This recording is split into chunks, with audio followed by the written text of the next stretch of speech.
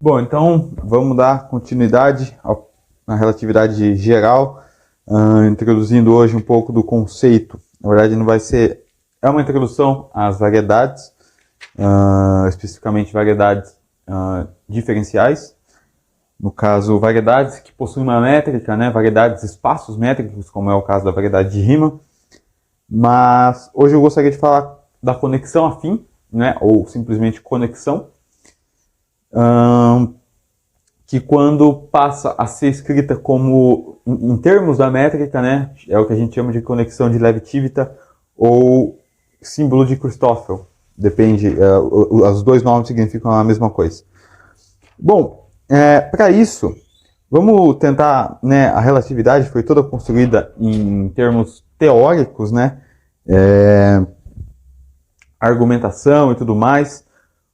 Vamos tentar pegar uma motivação do porquê que o nosso espaço-tempo ele não é um espaço plano, né? Digamos assim. Por que a relatividade geral induz uma espécie de curvatura, né? Ela te induz a trabalhar com curvatura no espaço. Pelo seguinte fato. Eu vou começar falando, a gente viu o princípio da equivalência ontem. Então, Então hoje eu vou, enfim, dar continuidade aqui falando do paradoxo. Paradoxo, que a gente chama, né, na literatura de Ehrenfest. Eu não lembro como é que escreve o nome dele. Acho que é assim. Ehrenfest. Eu não lembro onde vai esse H aqui não. Mas enfim, é o paradoxo de Ehrenfest, igual a equação de Ehrenfest lá da mecânica quântica, né? Que é o seguinte,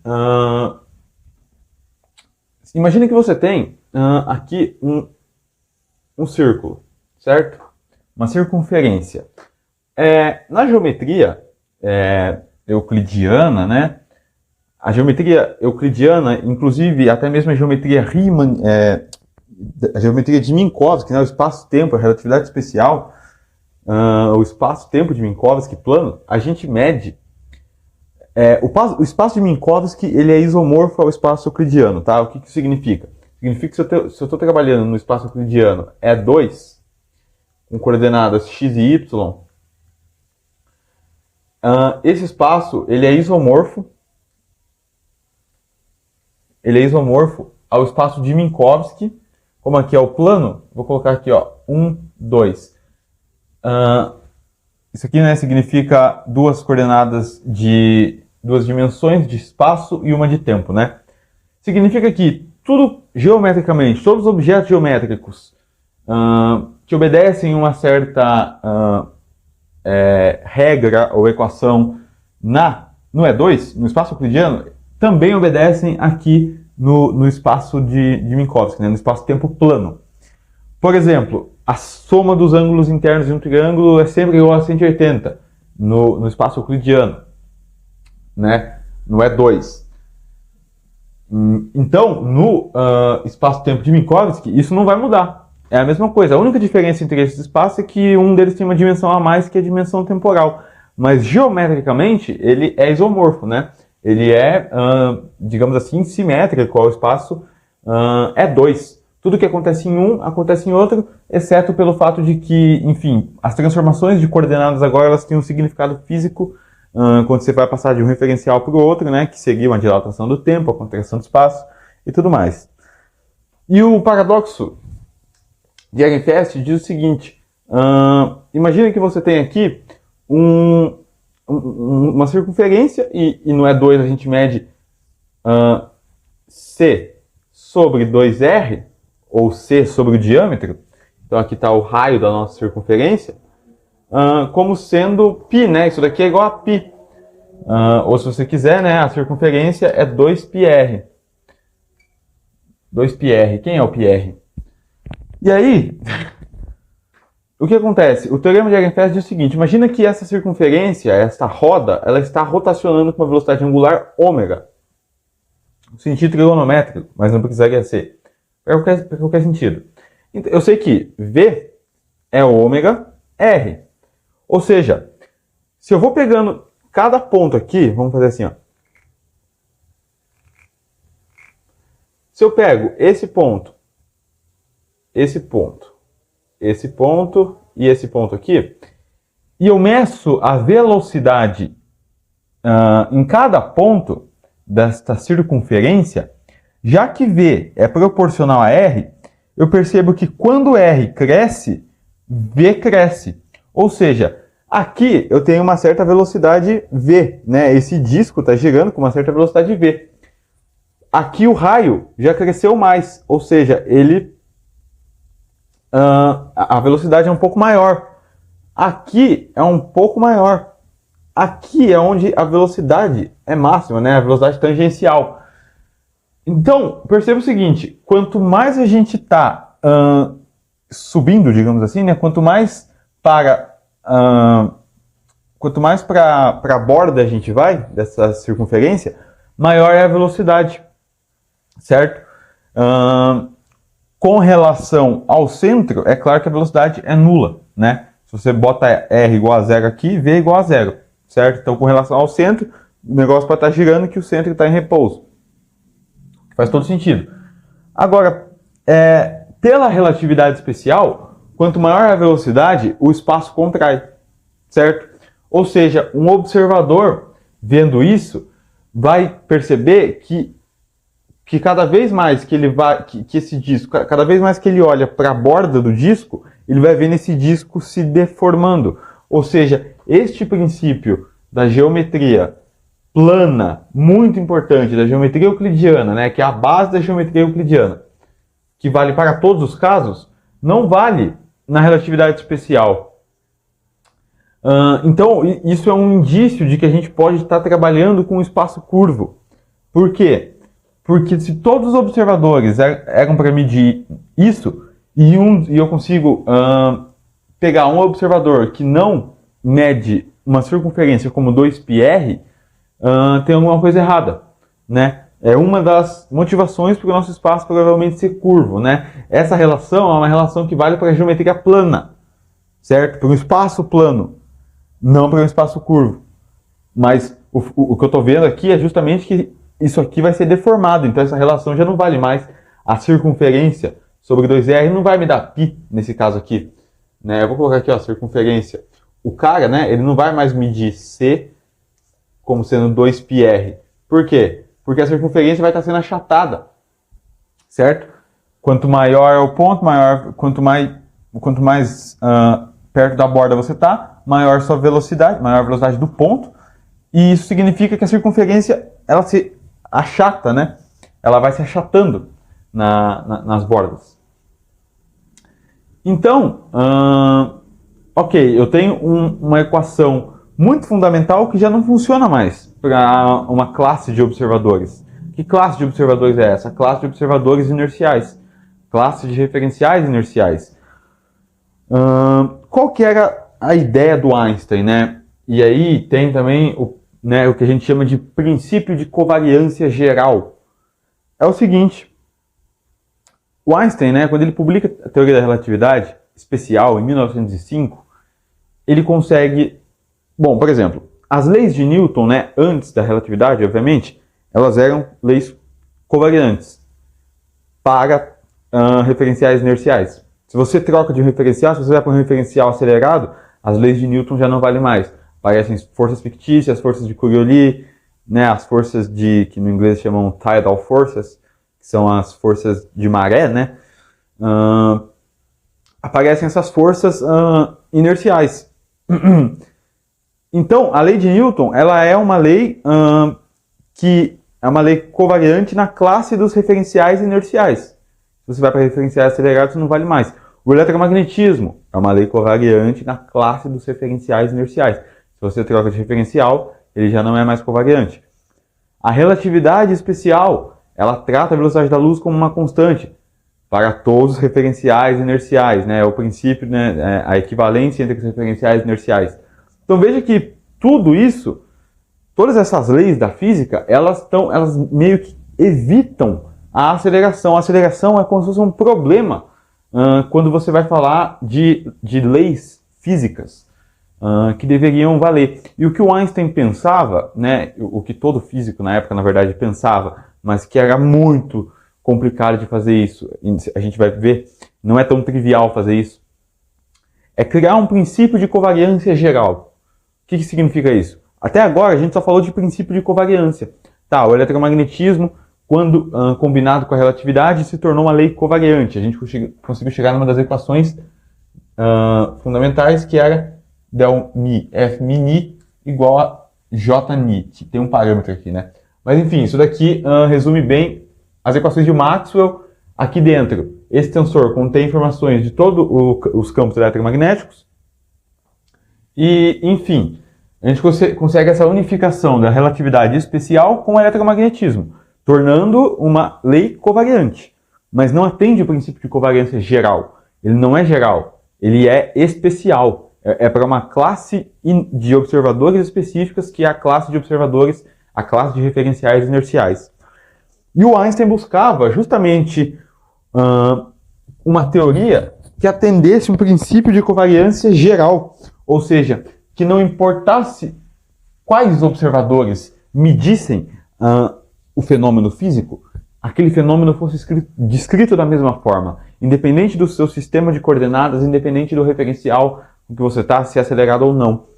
O Einstein buscava uma lei covariante, no sentido geral, né? Um princípio de covariância geral. Não importa qual observador vá medir o fenômeno, ele vai ver o fenômeno, ele vai escrever o fenômeno do mesmo jeito.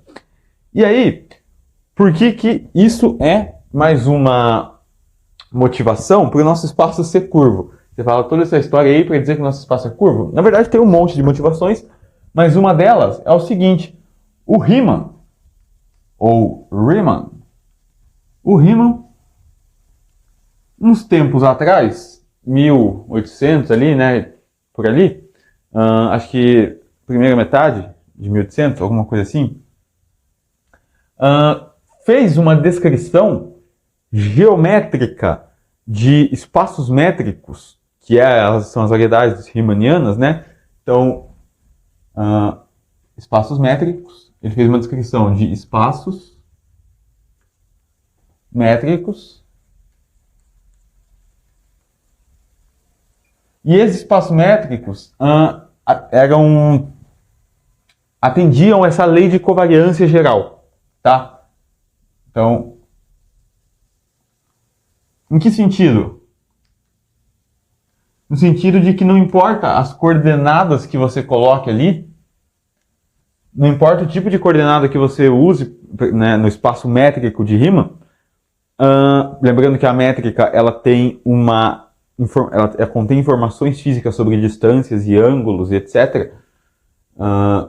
Em um espaço, né, em uma variedade. Então não importava qual tipo de coordenada que você usasse, a descrição era sempre a mesma, precisamente a mesma. E o tipo de espaço, né, com que o Riemann fez isso é um espaço que a gente chama de riemanniano. É um espaço métrico, um espaço curvo, mais ou menos desse jeito.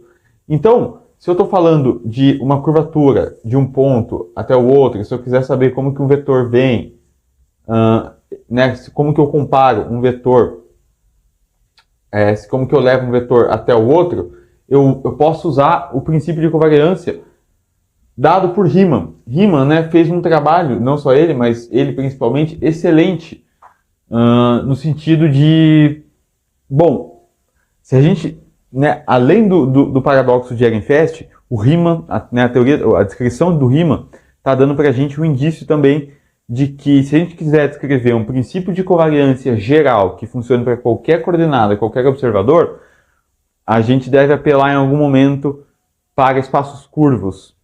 Isso prova que o espaço-tempo é curvo? Não. Mas o que a gente faz? Testa, né? A gente tem que comparar com a natureza.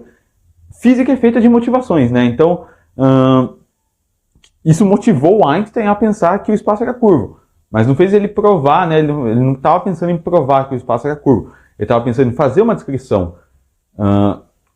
né, com a geometria riemanniana. Se isso bate com a natureza ou não, basta a gente testar. O fato é que bate. Até hoje, né, não tem um experimento que não tem uma coisa que vá contra a relatividade geral, né? Tudo o que é relatividade geral... Na verdade, a relatividade geral, a gente não previu tudo da relatividade geral ainda, porque a gente não tem tecnologia o suficiente, Pra vocês terem noção, né? Mas tudo que a gente conseguiu prever hoje, né, de buracos negros, enfim, informações de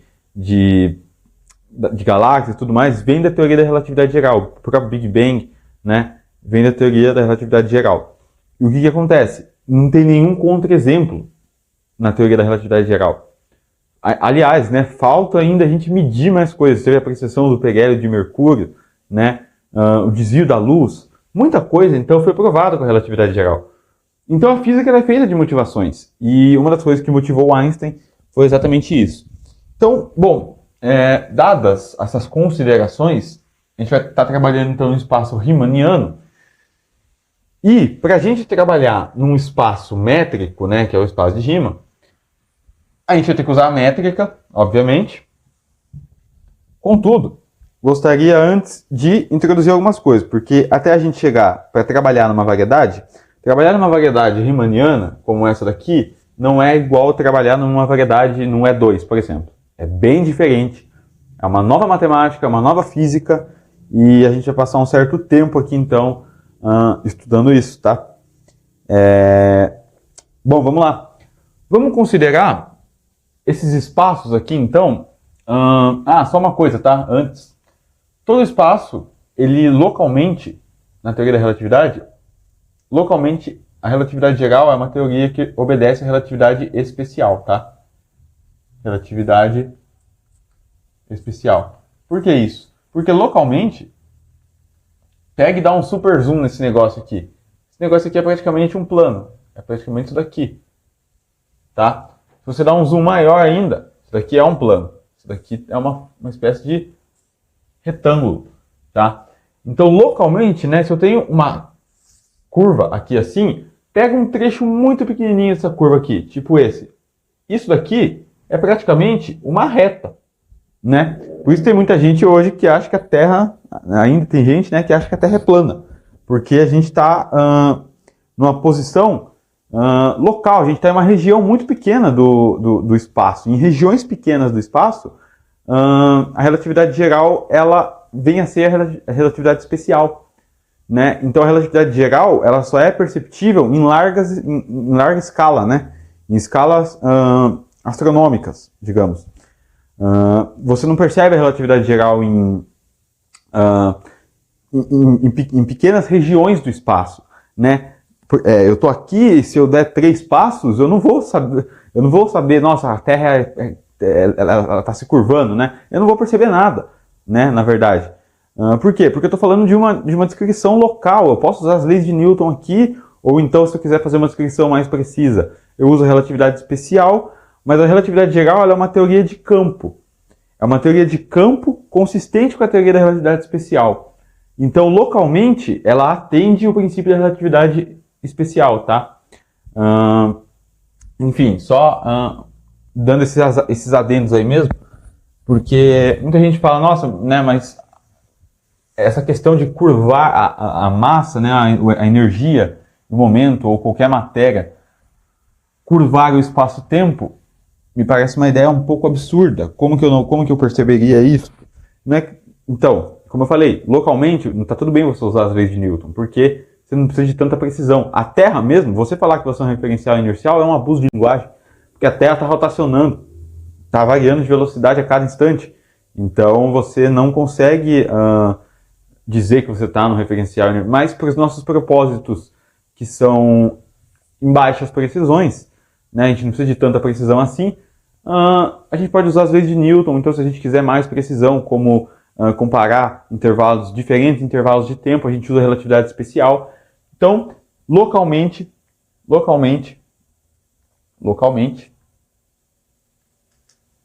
a teoria da relatividade geral se comporta como uma relatividade especial, tá?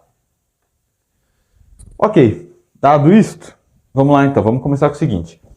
Vamos considerar uma transformação de coordenadas. Meu Deus, eu fiquei 20 minutos só falando. É muita argumentação, tá, gente?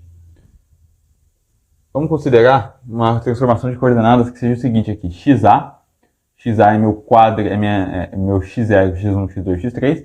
Não estou usando mi aqui por enquanto, vou usar esses índices abstratos aqui, tá? E eu quero passar de xa para x'A. Então a gente já viu como é que faz isso, né?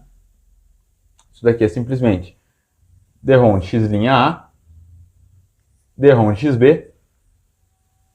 xb, tá? Bom, eu gostaria de saber como que xa... bom, se eu tomar a derivada no tempo de x'A, então pega aqui, ó, dx'A dt, isso daqui vai ser igual ao seguinte, ddt desse cara todo que está aqui dentro, dx'A, que é a transformação, né? dxb, xb. E eu tenho que usar aqui a regra do produto, que vai ficar, então vai me dar, vou colocar aqui embaixo, a derivada do primeiro vezes o segundo, vou colocar, então assim, dxb dt, derrom de x'A, derrom de xb, mais mais xb, na verdade, ddt de derrom de x'A, derrom de xb, tá? E quem que é esse cara aí, né?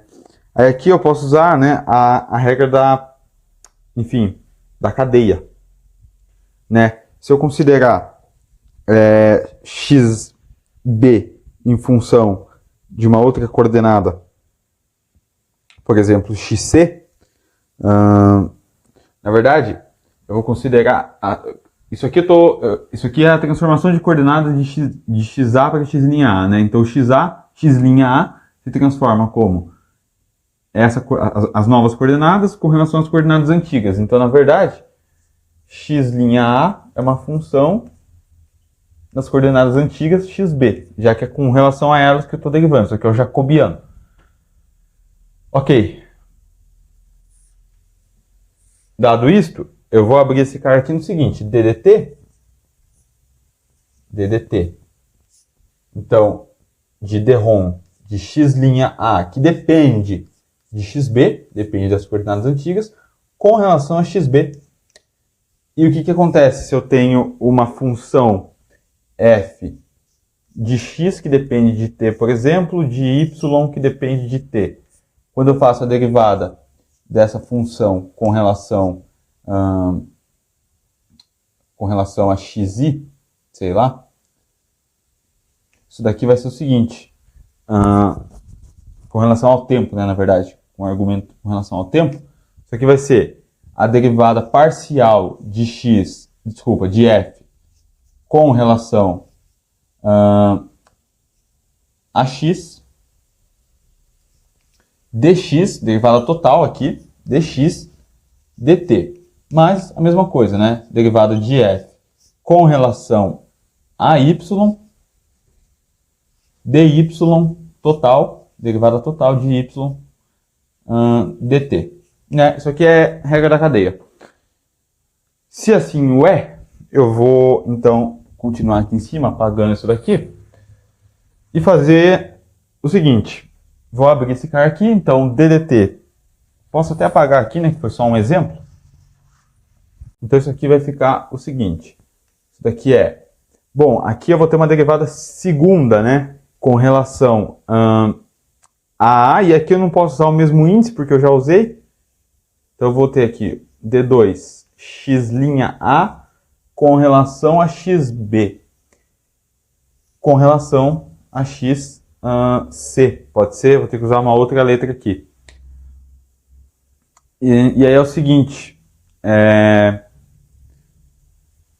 deixa eu ver só uma coisa, ok, tá certo. Isso aqui, galera, ó, é o argumento, eu acho que eu vou até trocar assim, ó, vou colocar xc, tá? Isso aqui é o argumento, x'A depende das... x'A é uma coordenada, são as novas coordenadas, que dependem das coordenadas antigas. As coordenadas antigas eu estou chamando de xc, mas saiba que é com relação a xb que eu estou tomando essa derivada, né? Aqui eu tenho que trocar o índice, lógico, porque eu já estou usando B aqui. Então aqui vai aparecer um dxc dt. Opa! Dxc dt. Desse jeito, como é que vai ficar então a nossa... Como que ficou, né, a nossa transformação de coordenadas? Então eu tenho aqui x' dx' a dt ficou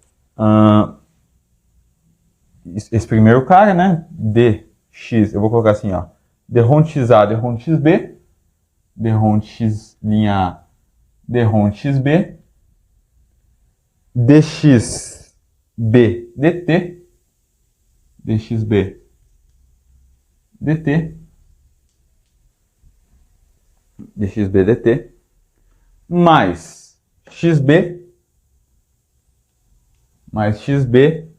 mais esse cara aqui, xb dxc dt, vou colocar na frente, na verdade pode ser esse cara aqui, ó, d2 x' a, dront xb, dront xc,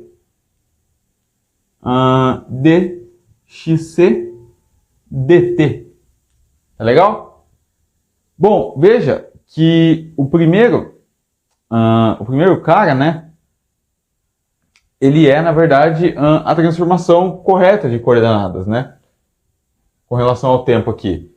Eu estou tomando a derivada da função com relação às coordenadas antigas, multiplico pelas coordenadas antigas em relação a t, né? Porque isso aqui é um x' a de xb de t, né? Já que eu estou tomando a derivada com relação ao tempo.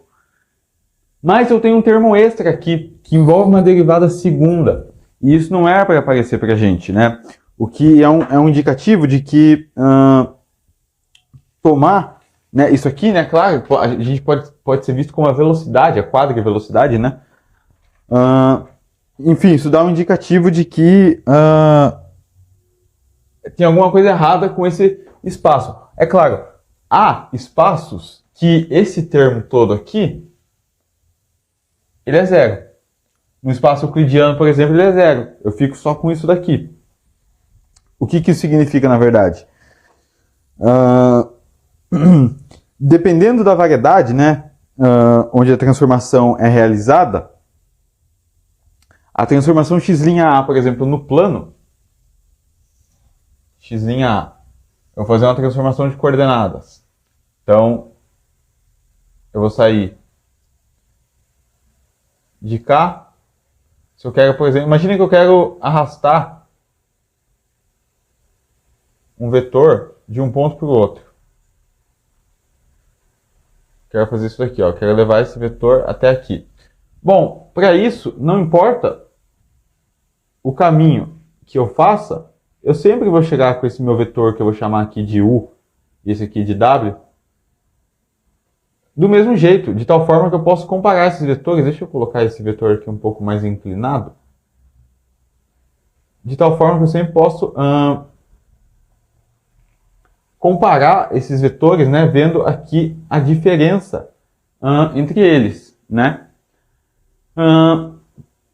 Bom, no espaço plano eu posso arrastar vetores de qualquer jeito, porque o espaço tangente de cada vetor, todo vetor tem, né, para toda a variedade tem um ponto, em cada ponto da variedade está definido um espaço tangente. Se eu pego, por exemplo, uma esfera aqui,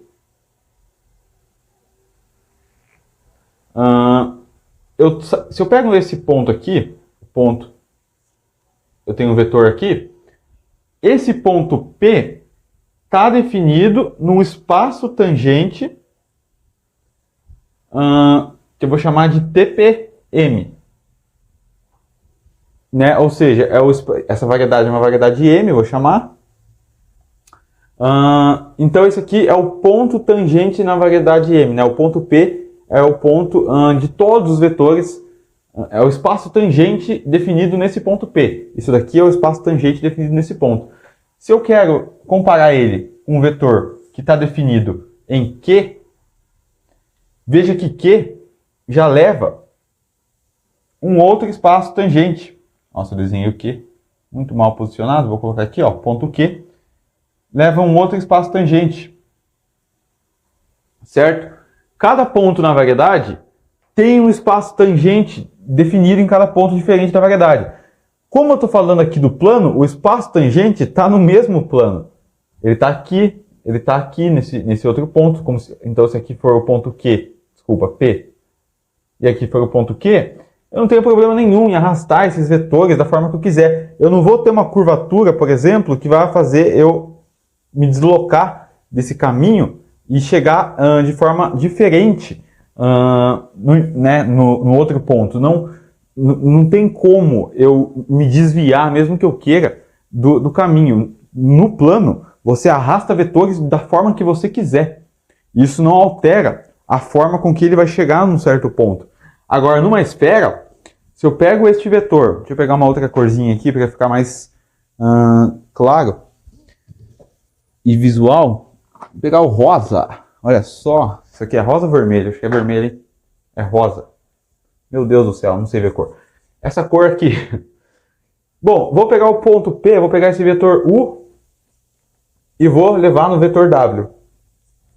Bom, quando eu faço isso, a curvatura do meu espaço, olha só o que ela vai fazendo com o meu vetor. Se eu transporto ele vem ficando cada vez mais curvo. Ele não chega da mesma forma, né? E isso depende do caminho que eu tomo, né? Isso aqui depende do caminho que eu tomo. Veja, ele chegou apontando para cá, então esse daqui é o meu vetor U transportado.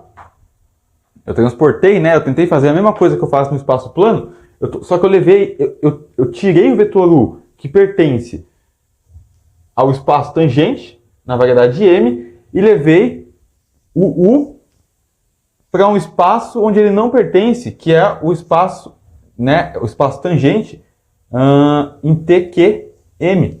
Quem pertence a esse espaço é o ponto Q, é o vetor W. O vetor U não pertence. Então, eu não posso sair arrastando vetores. Percebe? Que isso vai dar um problema. Porque, por exemplo, se ao invés de tomar esse caminho aqui, eu tomasse esse, bom, meu vetor está aqui, né? Eu ia vir com ele aqui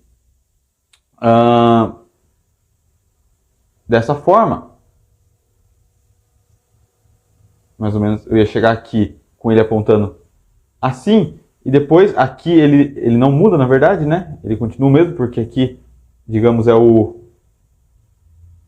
é o centro da esfera, mas aqui é onde ele fica paralelo.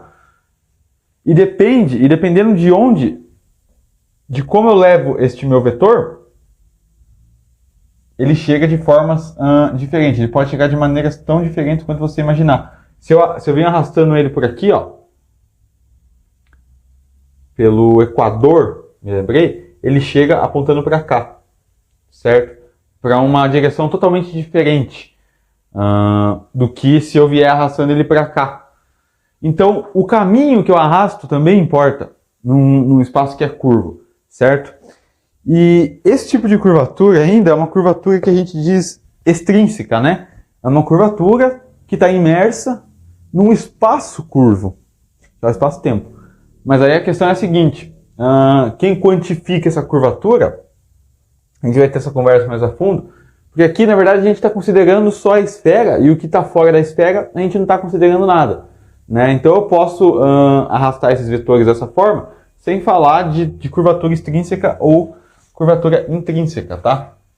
Mas é importante saber que existe essa diferença. Eu vou deixar um vídeo aqui na descrição, no card também, caso você queira ver isso de forma mais visual, um vídeo que eu gravei puramente conceitual da relatividade, falando de toda a geometria da relatividade geral, tá? Como que esses vetores eles podem chegar de forma diferente, como que a gente define a derivada covariante e tudo mais, de forma puramente conceitual. Não vá lá achando que você vai aprender os cálculos que a gente está fazendo aqui. Você vai pegar a ideia, tá? E isso é importante. Seria importante que você tivesse um estímulo visual para que você acompanhasse caso você tenha alguma dificuldade, né? Porque, sei lá, acho que isso ajuda na criatividade. Mas, né, só refazer aqui então o meu desenho. Eu não posso, nesse caso aqui da esfera, esse termo aqui, então tá aqui minha esfera, aqui eu tenho um vetor, aqui eu tenho um outro vetor. Quando eu tento comparar esses vetores, eu vejo que eu não consigo, justamente porque eles estão em espaços tangentes diferentes. Aqui eu tenho um espaço tangente, aqui eu tenho outro espaço tangente, que são distintos. E a questão é a seguinte, para esses casos aqui, esse cara aqui, esse cara que tem a derivada segunda, né, esse d2, x, linha A, dxb, dxc, dρ/c. Enfim, os termos que me envolvem, ele é diferente de zero. Eu não posso generalizar isso para qualquer coordenada, para qualquer variedade, tá? Então, enfim, depende do tipo de variedade que você está lidando, depende do tipo de coordenada que você está lidando. Então, veja que por enquanto isso aqui não está atendendo um princípio de covariância geral, porque isso aqui está dependendo da coordenada que eu uso. Eu estou fazendo uma transformação de coordenadas que esse cara pode ser zero ou não. Então, ou seja, ainda depende do observador, depende de que tipo de coordenada ele está usando. E a grande questão é a seguinte, como que a gente vai fazer para manipular isso e tentar matar esse cara? Esse cara que tem a derivada segunda. Bom, a gente, primeiro, né, vamos tentar pegar um objeto, né, vamos tentar enriquecer a nossa variedade com um objeto que pelo menos faça com que a gente consiga ir de um ponto ao outro na variedade. Ele não tem informações de como a gente consegue fazer isso. Mas ele tem informações enfim, pegar você de um ponto e levar para o outro. Digamos, sem fazer o caminho, né? Já que o caminho importa. Por enquanto eu estou preocupado com algum objeto que me pegue de um ponto Q da variedade, me leve para um ponto P, mas como ele faz isso eu não sei. Tem um cara que é a conexão afim. A conexão afim, ela só te diz como que você vai de um ponto para o outro. Ela só pega um ponto na variedade e leva em outro. Ela faz isso daqui, né? Então ela pega um ponto. Digamos que eu tenho aqui uma variedade. Eu tenho aqui um ponto P. E aqui, né, esse espaço tangente aqui. Então eu tenho aqui um TPM e aqui um TQM, que é outro espaço tangente. TQM, que é um outro espaço tangente na mesma variedade M, riemanniana, e que esse objeto faça isso daqui para mim. Ele me mapeia, ele me dá as coordenadas desse ponto, então ele me dá aqui uma quádrupla, e ele me leva num outro ponto que pertence à variedade, tá? Então ele me dá né, aqui um R4, ele me dá em R4, ele me dá um xmi que me leva num R4, na mesma variedade. Aqui eu vou colocar xmi, que me leva num x'mi.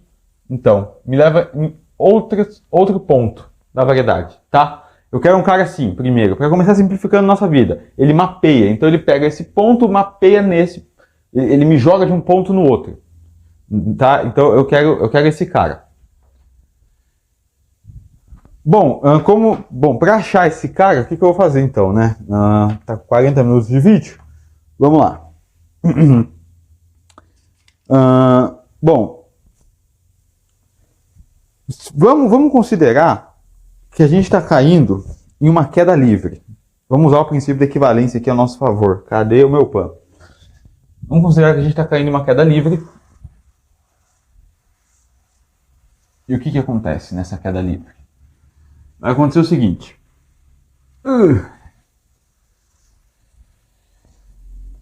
Vamos, sei lá, supor que a gente pegou um livro de física e está segurando esse livro de física na mão. Puta, eu estou sem livro de física algum aqui.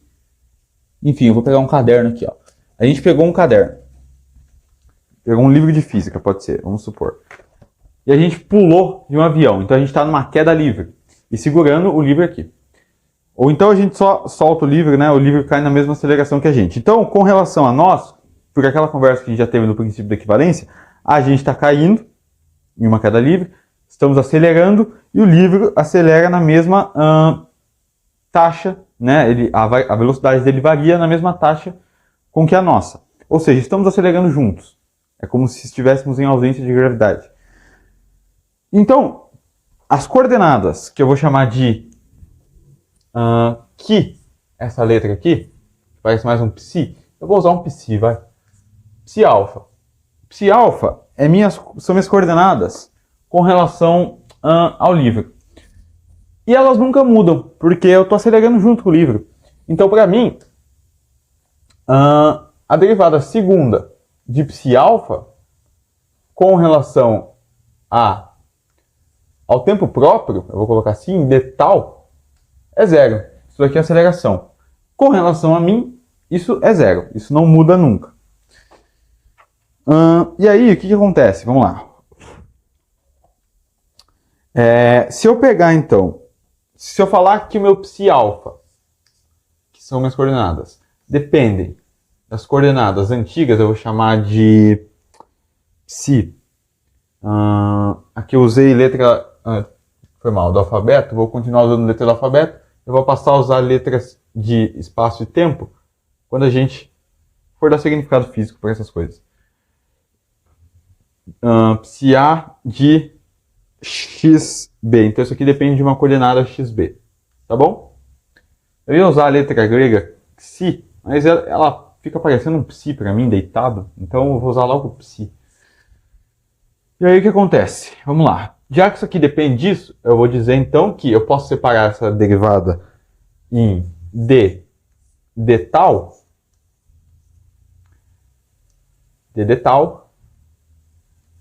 de d psi a de xb com relação a d tal. Tudo bem? Só separei isso. Escrevi isso dessa forma. Que pela regra da cadeia, né, novamente, isso daqui é igual a d tal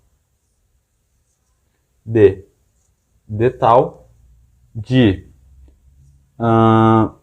d ronde psi alfa d ronde xb derivada total de xb com relação ao tempo próprio. Tá legal? É isso, né? E aí a gente usa a regra da cadeia, nossa queridíssima regra da cadeia. Vai dar um trabalho resolver isso, porque, enfim, eu vou ter bastante termo aqui. E aí eu vou ficar com o seguinte, vamos lá. Vamos ver o que eu consigo aqui. Eu vou ter derivada, né, do primeiro vezes o segundo, mais o primeiro vezes a derivada do segundo. Então eu já vou colocar isso dessa forma aqui, ó. ddt, vou colocar aqui, ó, igual, vou continuar aqui em cima. Isso daqui vai ser a derivada desse cara com relação ao tempo, ou seja, d2, vou colocar, enfim, ddt de d ronde psi alfa, psi a, perdão, coloquei alfa aqui, d ronde psi a com relação a xb vezes dxb d tal mais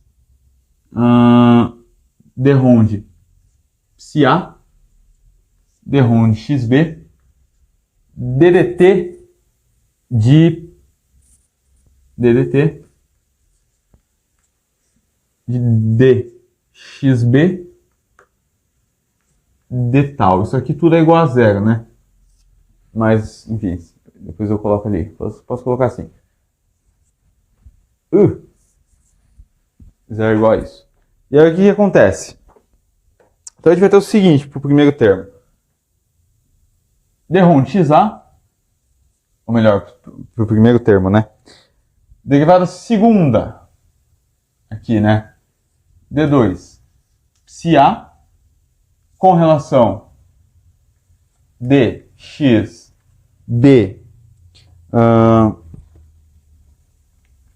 desculpa, essa é dxb, tá certo?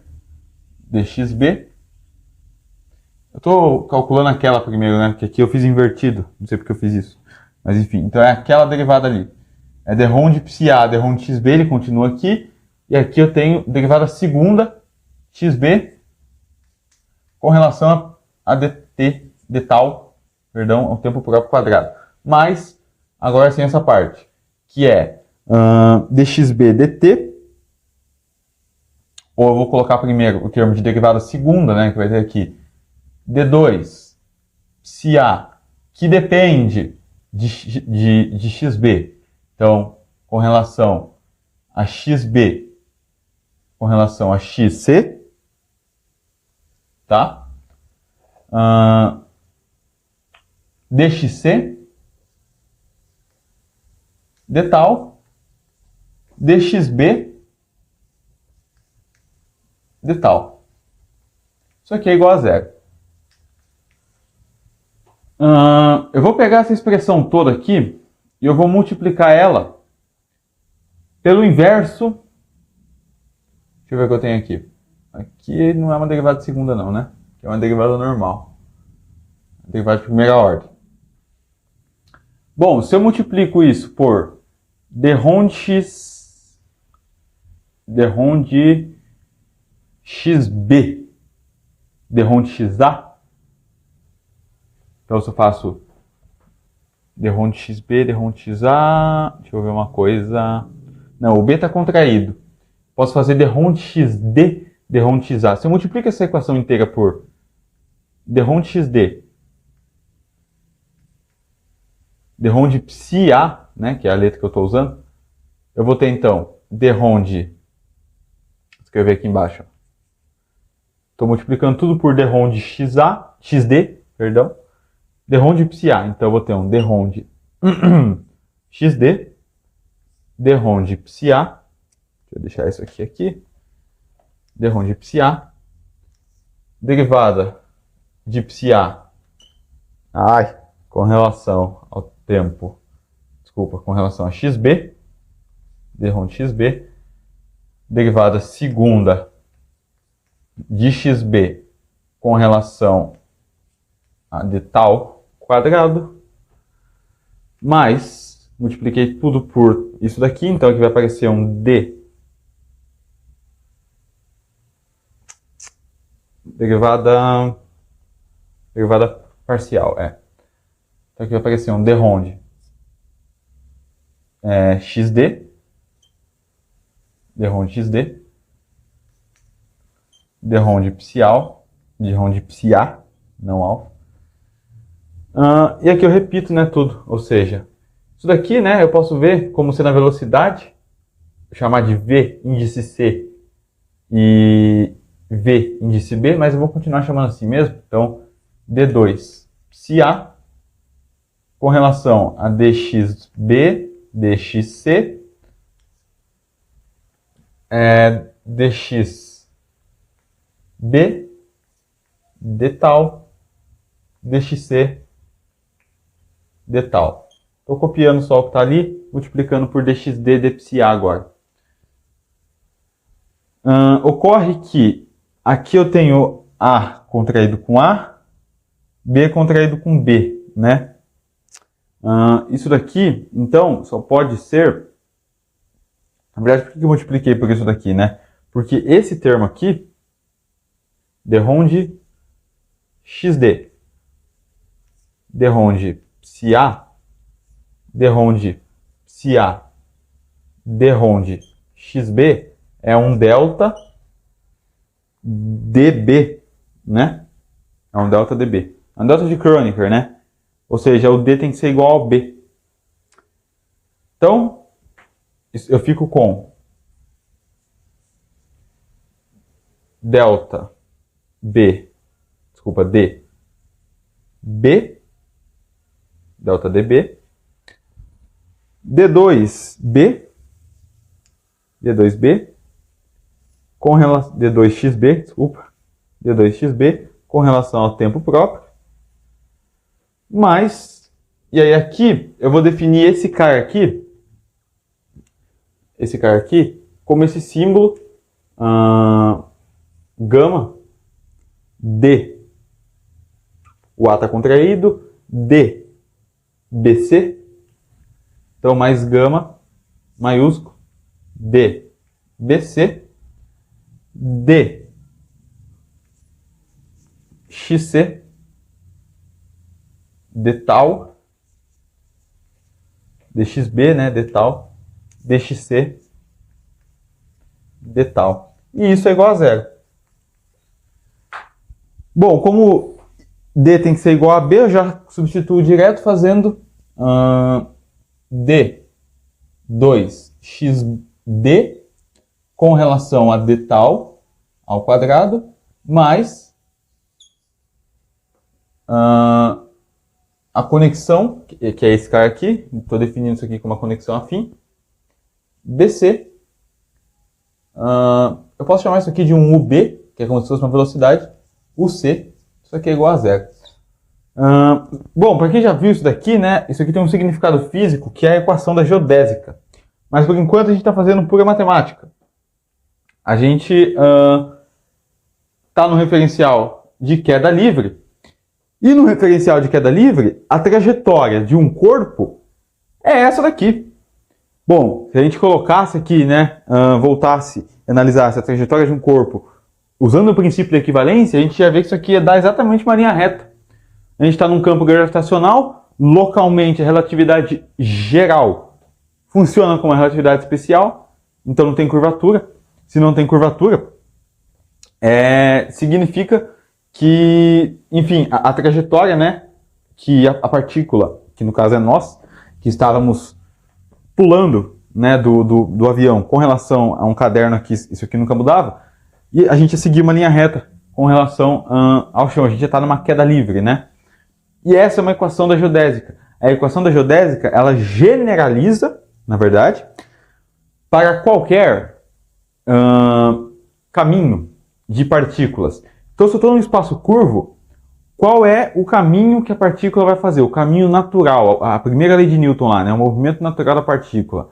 Qual que é a tendência dela, a tendência do movimento dela? Bom, a gente vai ter que jogar isso aqui dentro dessa expressão. A gente vai ter que usar essa equação, que é a equação da geodésica, para encontrar isso. Porque o que é uma linha reta em um espaço curvo? Se for tentar desenhar uma linha reta numa esfera, por exemplo, não vai ser uma linha reta, né? Então, uma geodésica é uma linha reta generalizada, digamos assim. É uma linha reta para qualquer variedade em que uma partícula esteja presente. Dando significado físico para isso agora, pela primeira lei de Newton, né, que vale para referenciais inerciais, Newton diz, né, um corpo, né, que se mantém em movimento uniforme tende a manter este estado de movimento natural. A mesma coisa vale para um corpo com velocidade nula.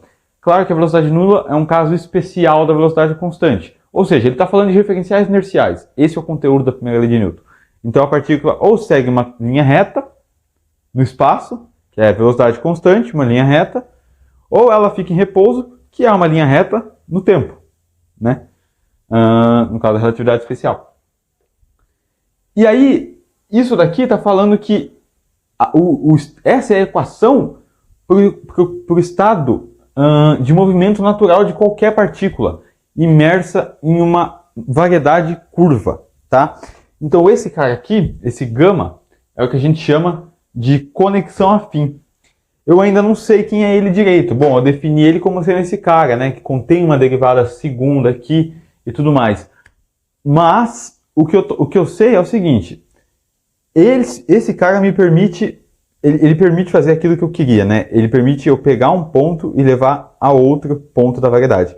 Agora, para eu comparar vetores diretamente, seria interessante a gente definir, a gente vai fazer isso já na próxima aula, a gente poderia definir a derivada covariante, tá? E com a derivada covariante, cara, a gente define muita coisa. A derivada covariante É o objeto central do cálculo tensorial, tá? Meu celular está tocando, eu espero que não esteja interferindo na minha fala. Mas enfim, é o objeto central da relatividade, do cálculo tensorial, perdão. Enfim. Então aqui está a conexão afim. Quando você soma, você fala, eu achei que isso aqui fosse o símbolo de Christoffel. Bom, quando você soma a conexão, que é esse cara, vou chamar de conexão, com a métrica, mais a métrica, GAB, isso dá a conexão de Levi-Civita, isso dá os símbolos de Christoffel. Símbolos de Christoffel, tá? Isso dá os símbolos de Christoffel. Então, é isso. Espero que vocês tenham entendido. A aula de hoje já está bem grande. Amanhã a gente vai falar de derivada covariante. O que a gente quer, na verdade, é saber quem é esse cara, resolver ele em termos da métrica, mas para isso, para eu resolver esse cara em termos da métrica, eu preciso saber antes como que... Eu preciso falar de derivada covariante, né? A gente precisa conversar de derivada covariante, porque derivar vetores, comparar vetores diretamente, não é tão simples assim. Então perceba, para eu levar um vetor de um ponto para outro, numa variedade curva, eu preciso saber como que é essa variedade, como que é a distância de um ponto até o outro nessa variedade. Quem é o cara que quantifica distâncias numa variedade? É a métrica. Então a gente vai precisar falar dele.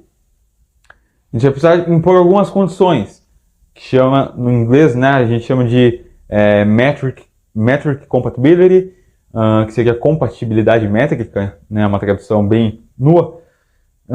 E a gente vai precisar falar de free torsion, né, que é a torção livre desses dois índices aqui.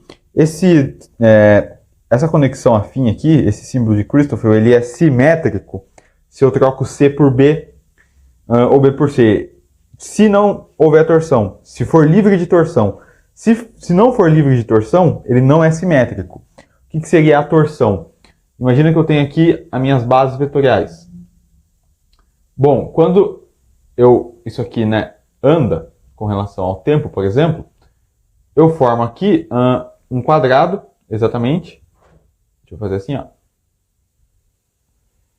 Eu formo um quadrado, né, todo fechado aqui. Isso aqui é uma evolução temporal das minhas bases vetoriais.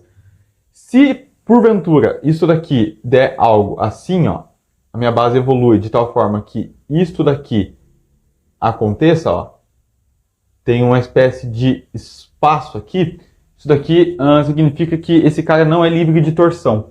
Então, eu não posso fazer a permutação entre esses índices aqui e esperar que ele continue igual. Ele não é mais simétrico daí. Mas para quesitos que atendem à nossa necessidade física, a gente vai considerar tudo livre de torção, compatibilidade métrica, que significa que a derivada covariante da métrica é sempre zero. A gente vai ver o porquê disso, na verdade. Porquê dessa imposição. Tá? Então é isso. Bom, eu espero que vocês tenham entendido até essa parte aqui, gostado. Vamos com calma. Realmente os cálculos aqui eles são bem longos, tá? Próxima aula, então, derivada covariante.